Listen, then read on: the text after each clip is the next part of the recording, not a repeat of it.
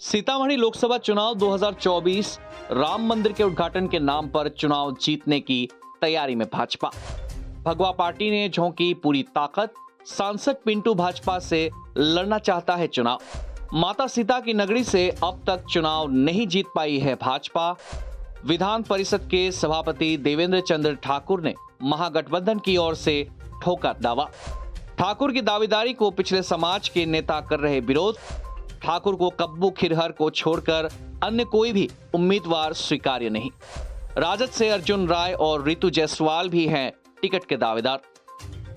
जैसे जैसे लोकसभा चुनाव 2024 के दिन करीब आ रहे हैं, वैसे वैसे हर एक लोकसभा सीटों पर हर पार्टी से दावेदार सामने आ रहे हैं।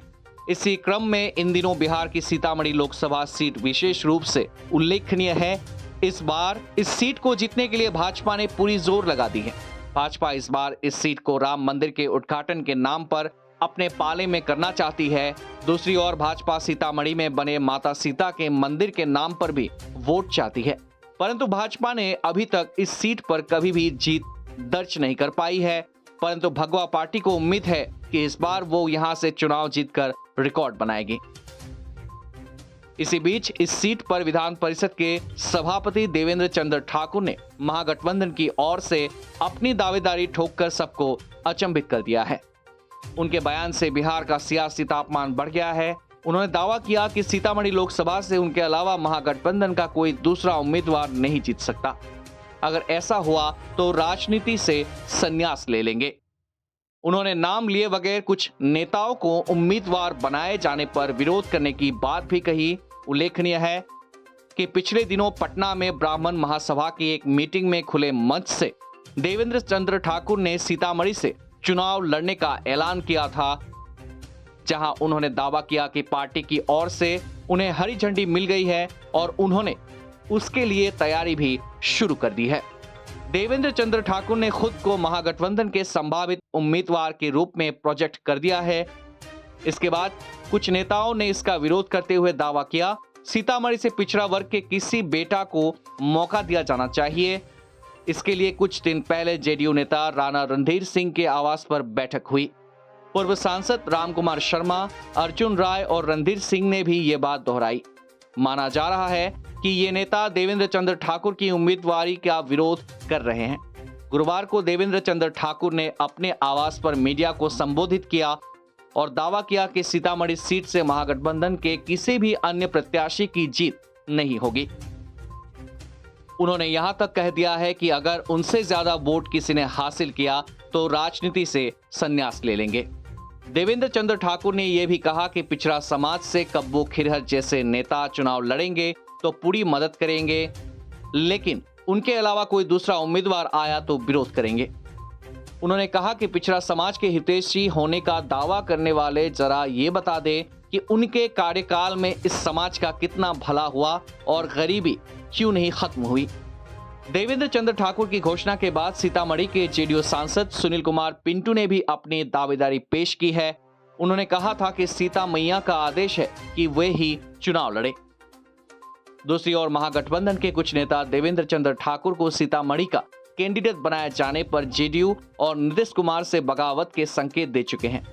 पिंटू ने कहा था कि सीतामढ़ी सीट पर उम्मीदवार का फैसला पार्टी नेतृत्व के साथ साथ सीता माता तय करती है। उन्होंने मुझे आशीर्वाद दिया है।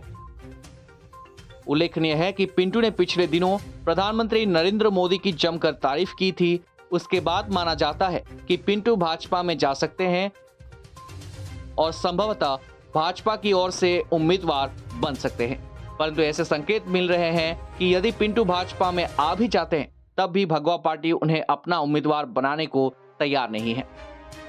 कारण कि सांसद पिंटू के कार्यों से सीतामढ़ी के मतदाता खुश नहीं हैं, परंतु महागठबंधन के नेतागण भी पिंटू से नाराज हैं, क्योंकि उन्होंने पिछले दिनों सिर्फ मोदी की तारीफ नहीं की थी बल्कि जाति गणना की रिपोर्ट पर भी सवाल उठाए थे।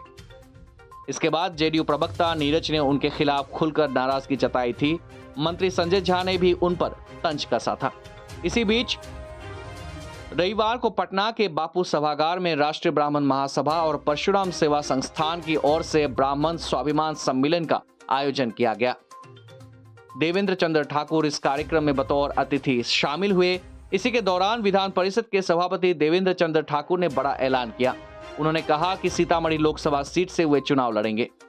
जेडीयू के वरिष्ठ नेता नीतीश कुमार के करीबी और विधान परिषद के सभापति देवेंद्र चंद्र ठाकुर ने दावा किया कि पार्टी की तरफ से उन्हें हरी झंडी मिल गई है।